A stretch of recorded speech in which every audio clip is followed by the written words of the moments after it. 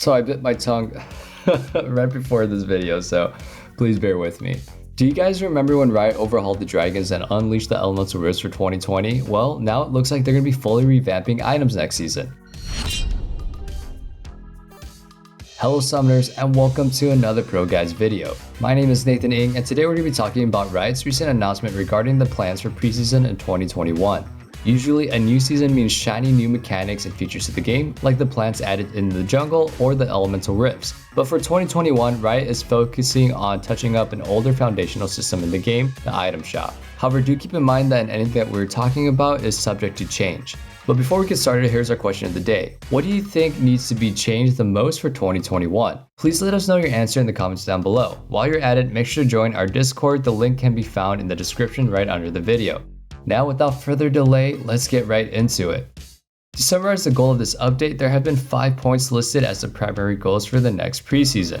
The first focus is to make item purchases quick and intuitive by making navigation and the shop easier, adding clarity to how stats stack and interact, and to make it easier to understand the trade-off between passives, actives, and stats on different items. For experienced players, this may not seem like a big deal, but for many new players, this is going to be a huge change. While the item systems could have a mastery curve to it, it's difficult for newer players to pick it up without much help and feel like it's impossible to learn the game alone. Up next, giving champions strategic item choices in the game. Currently, most champs in the league have a best build all the time route for items with very little variance other than the occasional Zhonya's or QSS. This build should make a clear distinction when different item builds should be better for certain champions, with a good example of this being Vayne. While Vayne can be built as a full crit carry against squishier targets, most players just default to the Blade of the Ruined King and Ginsu's for a much higher DPS output against the frontline, with the difference in power against lower healthy targets being negligible. Third on the list, and related to the last post, is making different builds provide a different way of mastering how you play your champion. Currently, this is already in the game for many champions. Morgana could go AP Glass Cannon and rely on catches with her snare and pull to do huge amounts of damage and holding her black shield for safety, or she can just choose to build tankier, building up some HP and Zhonya's to act as a solid engage tool for her team. Olaf can just buy Righteous Glory activating this and his ult and just run down an enemy carry, but a more skilled Olaf main may wait for his Malma Mortius to pop before even pressing W and his R for a huge spike in unstoppable healing. The idea is to bring the concept of items influencing playstyle to all champions without a certain build just overriding a champion's kit.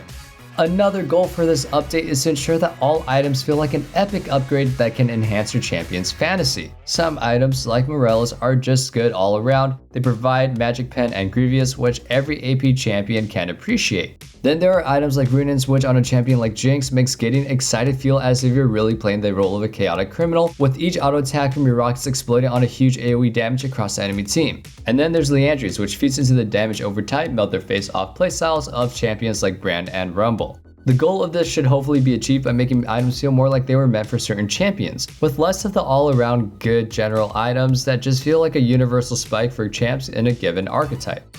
The last focal point of this project is to retain the most iconic items so the system isn't learned completely from the ground up.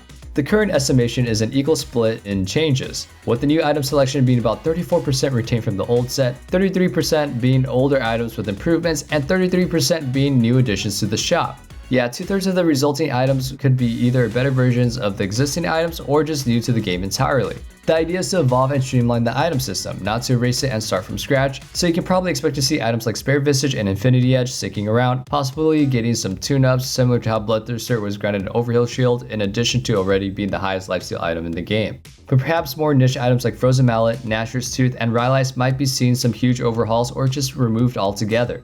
While the previous points outline the 5 goals Riot is working to achieve, they've also set some guidelines to ensure that the resulting items end up being in the best balanced state possible. First, items should have one clear and unique purpose. Some items lack a clear direction, with Abyssal Mask being a good example. The item itself is definitely good, but it has some clashing functions. Its stats give tankiness, while its passive aura increases magic damage from all sources to nearby enemies.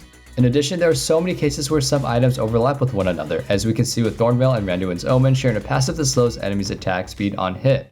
There should generally be one item to counter certain playstyles, so we'll likely see one or even both of the items losing this, since Frozen Heart already provides that passive as an aura. Second, items should either fit into one or two general archetypes, kit augments, and contextual purpose. What this means is that an item should either be enhancing what your champion wants to do or counter what the enemy wants to do to you. A good example of a kit augment is Gargoyle's Stoneplate, which has the sole purpose of making you as tanky as possible when you're in the middle of a team fight. A contextual purpose will look more like Quicksilver Sash, which you can only purchase on carries when you need to avoid being caught out by dangerous CC. Items like Zanyas and Banshees that give way too much safety at very little cost to their damage fall too much into both categories, and should see some type of changes to be in line with this goal.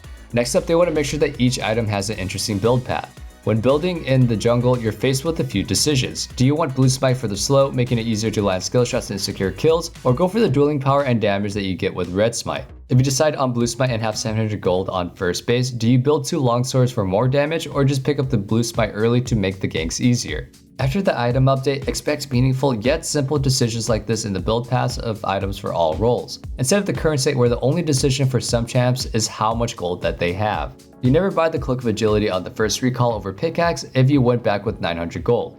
The fourth guideline is that the item design should be elegant. When you look into an item in the shop, seeing too many stats or passives can get overwhelming, and that makes it hard to find champs that utilize everything the item has to offer. Trinity Force has 6 different stats and 2 passives, so expect it and the others like it to get a pretty huge change to bring it more in line with simpler items. The last rule for this overhaul is that the item should contribute to the game in a healthy, meaningful way without removing counterplay and weaknesses from champs. While some items like Quicksilver Sash fall into this pretty nicely, requiring skill to use properly, items like Zanyas that have gotten hate for such a long time should be toned back with the safety that they provide to people that position poorly. What good would all these item changes do if the shop still looked clunky and uninviting? To finish off this major project, Riot will be massively optimizing the shop experience for people that both use the recommended and all item tabs. For people using the recommended tabs will be updated to actually make sense in today's game and will actively change over time to match what's really going on in the meta. Throughout the game, items will dynamically shift, with the best items for a certain point in the game being highlighted so that your next few choices should be clear, rather than having to search through dozens of options at each step of the game. While it will give sensible direction, the newly recommended shop is not going to give linear build paths, and this will leave decisions up to the player. Lastly, the shop will give contextual reasons to buy items, as either counters to the enemies or as synergies with allies. For players that prefer to pursue all of their available options, there are changes their way too. The screen will display all the items at once, making it an actual one-stop shop for any of your needs. The other notable change is that popular item builds will be pulled from Riot's database, and the most popular items for your champions will be highlighted, making it easier to find them and get out of the fountain quicker. And that wraps up our summary for Riot's peek at the 2021 preseason item changes. Remember to let us know what changes you want to see for 2021 in the comments down below. Make sure to like and subscribe to stay up to date on our tier list, upcoming changes, and best champs to climb. We also have a ton of other great content coming your way, so stay notified. Stay safe, stay healthy, and have a great and wonderful day. Peace.